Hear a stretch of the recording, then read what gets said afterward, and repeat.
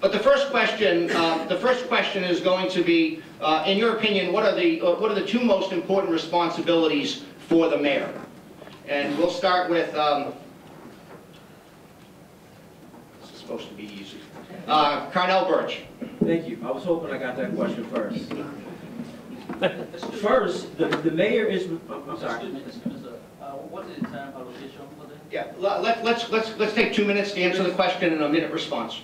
You said the two most responsibilities of the mayor? Yes. The first and foremost, the mayor is responsible for setting the vision of a city. That's the responsibility of the mayor. The mayor is responsible for setting the vision and getting buy-in from the city council for that vision. That's first and foremost, that's the goal of any mayor. The mayor has to set the tone and set the direction for the city. Secondly, the mayor is responsible for putting a team in place to support and bring that vision to fruition. You have to have a mayor who is competent enough to say, this is what my vision is. And these are the resources and this is the team that I'm going to put in place to make it happen. Thank you. Thank you. I think the first job the mayor needs to do is like a conductor. He has to get all the troops lined up. He's the leader. He's the conductor of the train. Okay, so his thing is to put all the important people in place for his vision that he created for the residents of Niagara Falls. Then he needs to make sure that the residents of Niagara Falls' rights are protected against anything like that. And that's why I think the two things that the mayor should be taken care of. Thank you. Candidate Deister? I like Carnell's answer to that question, actually. I think that the first thing that a mayor has to do is create a vision for the future of the community and get buy-in from the community for that vision. I attended something called the Mayor's Institute on City Design, where it's kind of like a school for mayors, and what they tell you there is that the mayor is really, in many ways, the principal designer of the city's future. Who else has their hand on so many of the levers of change in the city? In terms of getting buy-in, I think it's very, very important to get buy-in from the city council, and I'm proud of the fact that as mayor, we've avoided the bickering that characterized relationships between mayor and council in the past administrations. But I think it's also very important to get buy-in from the citizens, including from people out there in volunteer organizations that do a lot of good work in the city, to get buy-in from the business community, and in particular those with money to invest, and to get buy-in from elected officials at other levels of government who can be important allies in bringing additional funding to the city.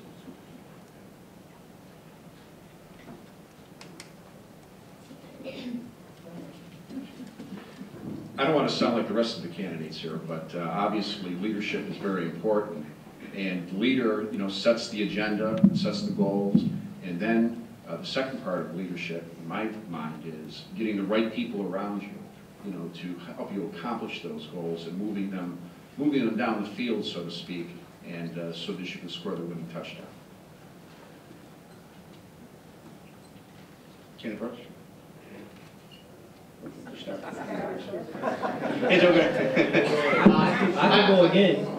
I have a lot of, we have a lot of questions, so, but I don't want to cut the candidates short on being able to formulate a, thoughtful response. So 2 minutes and then 90 seconds for the response. So a minute seemed kind of short. All right, each of you in your opening remarks alluded to, emphasize the issue of economic development. So we'll have some rapid fire questions, sort of standalone questions toward the end, but I want to focus a little bit on economic development. So we'll start with somewhat of a fun question. You've got, and we're going to, this is going to be Norton Douglas. It's going to be, the question is going to be, you've been invited to Albany for a discussion on economic development. You can bring 2 people with you. Who would you bring and why? First of all, I would bring the expert in our city on economic development. We have to, because I'm not an expert in it, and like John said, we surround ourselves with experts. So I would bring an expert. I would bring a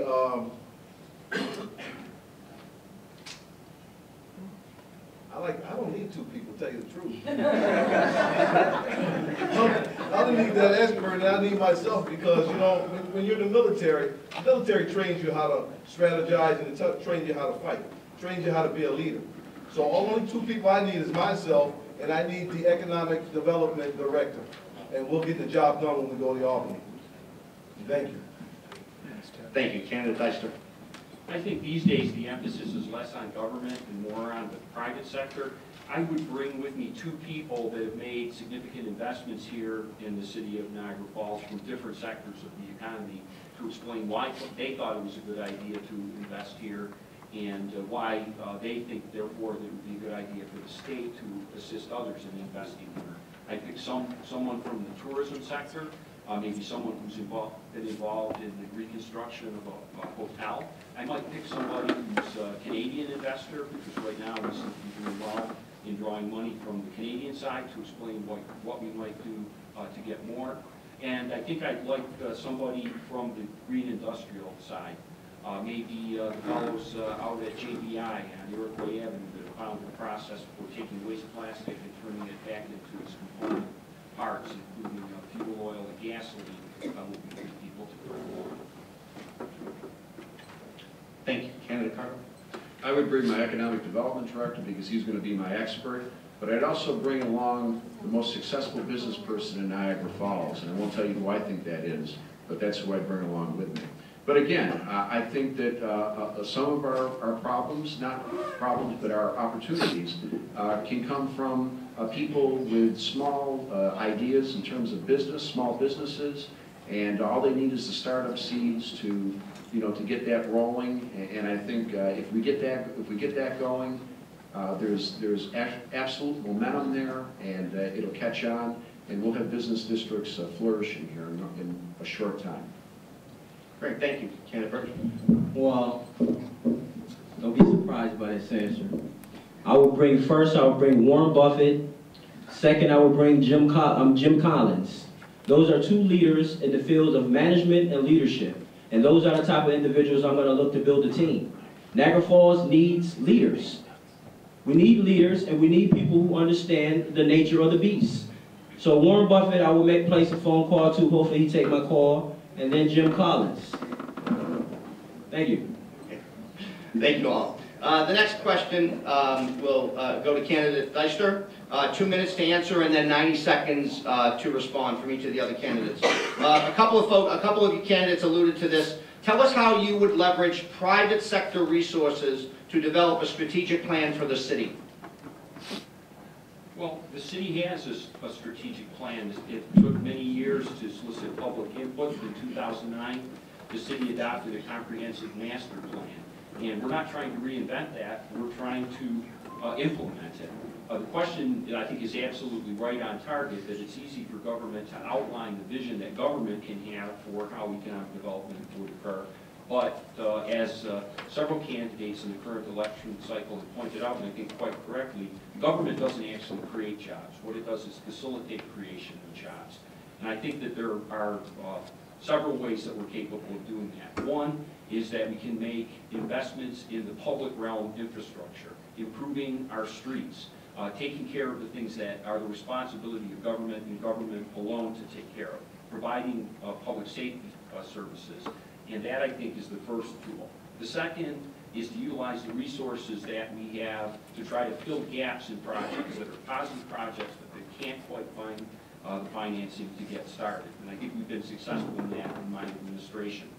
Finally, and this is something I think that as you create additional jobs in the city, you need to take very, very seriously. We have to be certain that we're doing the workforce development, the job training, the recruitment from within the ranks of our own citizens to make certain that after we've leveraged economic development and spent public dollars in order to create jobs here in the city of Niagara Falls, that our own citizens have an equal chance to get those jobs. And I think those are probably the three keys to how you leverage private sector investment. Thank you. We've had economic development plans for the last 40 years in the city, and they seem to go absolutely nowhere. And part of the problem is when the people who come to town that have the ability to invest and create jobs, we seem not to know how to handle it for some reason. They get they get frustrated.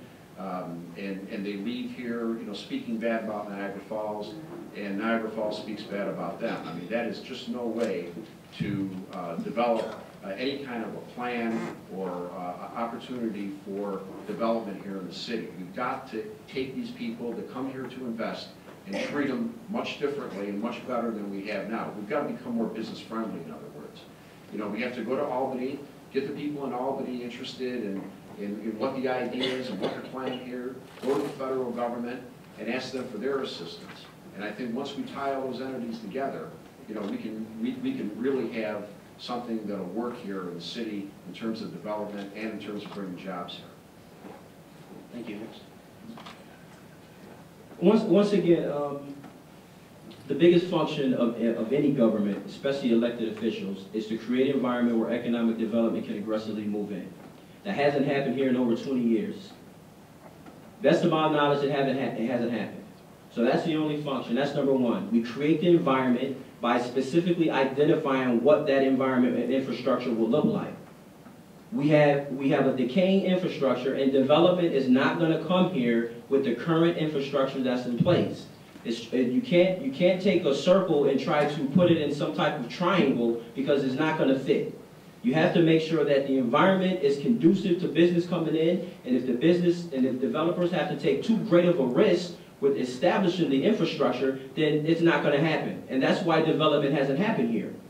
Second of all, if any developer that comes here and takes public money or taxpayers' money, they will be required under my administration to pay an affordable living wage. It's all too often that they are the ones who are benefiting from the dealers and the citizens of Niagara Falls, and the employment and individuals looking for jobs are not the ones who benefit from that.